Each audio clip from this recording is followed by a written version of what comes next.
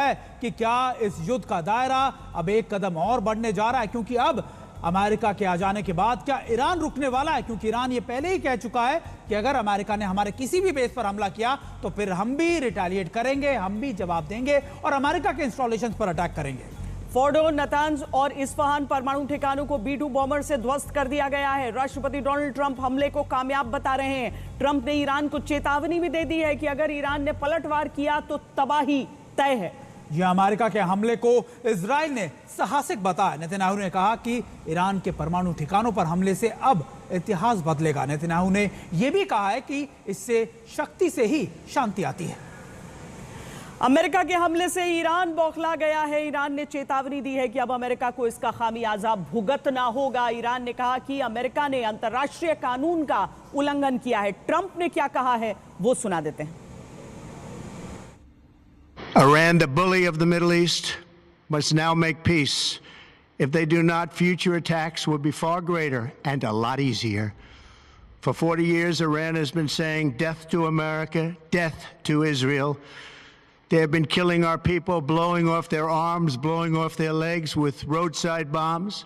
We lost over 1,000 people, and hundreds of thousands throughout the Middle East and around the world have died as a direct result of their hate. In particular, so many were killed by their general, Qasem Soleimani. I decided a long time ago that I would not let this happen. It will not continue. I want to thank and congratulate Prime Minister Bibi Netanyahu. We worked as a team like perhaps no team has ever worked before. तो अब Trump की बातें सुन लीजिए, लेकिन साथ साथ में आगे क्या होगा वो समझने के लिए आप आज तक स्टूडियो के साथ जुड़े रहिए। हमारे साथ इस समय मेजर जनरल संजय मेस्टन रक्षा विशेषज्ञ के तौर पर जुड़ रहे हैं। हमारे साथ ग्रुप कैप्टन DK पांडे जो कि senior research fellow centre for air power studies के हैं। साथ में अंशु जोशी जो कि फॉरेन अफेयर्स एक्सपर्ट के तौर पर और JNU प्रोफेसर हैं, वो भी हमारे साथ जुड़ रही हैं। और साथ में प्रणय उपाध्याय भी हमारे साथ हैं। लेकिन आगे क्या जनरल मेस्टन? श्वेता, आगे क्या? मेरे को लगता है, देखिए, ईरान को तो कुछ तो करना ही पड़ेगा। वो उनका स्टेटेड ऑब्जेक्टिव है। कई बार खमेनी ने बोला है कि यहाँ तक बोला था कि 50,000 आपको कॉफिन्स बनाने पड़ेंगे अपने लोगों के लिए। हाँ। अब ईरान के पास काबिलियत क्या है? मेरे को लगता है कि पहली बात तो जितने भी ये बेसिस हैं मिडिल ईस्ट में, उन पे वो हमला नहीं करना चाहेगा। कारण ये है कि जिस दिन उसने हमला कर दिया वहाँ पर, तो ईरान और आइसोलेटेड हो जाएगा अरब वर्ल्ड द्वारा, नंबर 1। नंबर 2, इनकी शिप्स वगैरह को लॉन्च करने के लिए जो अमेरिकन शिप्स वहाँ घूम रहे हैं, उसकी जो मिसाइल रेंज है वो थोड़ी वो हट के रहेगी। तीसरा, उसके पास जो सबसे बड़ा ऑप्शन मेरे को लगता है कि जो इराक में और सीरिया में जो अमेरिकन ट्रूप्स डिप्लॉयड हैं, एक जगह 400 हैं, दूसरी जगह भी शायद 200 या 300 के आसपास हैं, वहाँ पर इराकी मिलिशियाज का यूज़ किया जा सकता है। क्योंकि कुछ एक्शन तो करना ही है, अगर नहीं करेगा तो वो वहाँ तख्ता पलट हो जाएगा।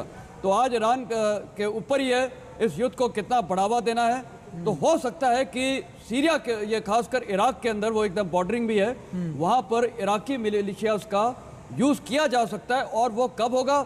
मेरे को लगता है तुरंत होगा, क्योंकि आज ईरान की जनता चाहेगी कि जो भी है एक्शन तुरंत होना चाहिए, क्योंकि कई दिन से पता था अमेरिका इस वॉर में। और अब तक ईरान की जनता सुमित सेलिब्रेट कर रही थी कि वो जीत गए। बिल्कुल। और देखिए DP पांडे सर, अगर आप देखें, क्या आपको ऐसा भी लगता है कि अगर इराक पे हमला हुआ तो क्या वो एक माकूल या फिर एक प्रॉपर आंसर होगा ईरान की तरफ से अमेरिका को? देखिए, बड़ी मज़ेदार चीज़ है। अब ईरान जो है वो कैच 22 कंडीशन में पहुंच गया है, क्योंकि अगर वो अटैक करता है तो इसके पास इतनी क्षमता नहीं है कि वो सबक सिखा सके अमेरिका को और रशिया दोनों को। और दूसरा, अटैक नहीं करता तो क्या इजराइल इस पर अटैक नहीं करेगा? क्योंकि कहा जा रहा है कि अमेरिका ने कहा कि भाई आप शांत हो जाइए, अब शांति का वक्त है। तो क्या अगर ईरान शांत होता है तो क्या इजराइल भी शांत हो जाएगा? तो इसके ऐसी दशा में उसको क्या करना चाहिए? प्लस जो क्रेडिबिलिटी है उसके शब्दों की, अयतुल्लाह खुमैनी ने साफ साफ कहा कि हम अच्छा सबक सिखाएंगे अमेरिका को अगर उसने कोई गुस्ताखी की तो ऐसे दिशा में वो बड़ा कैच 22 कंडीशन में करें तो क्या करें?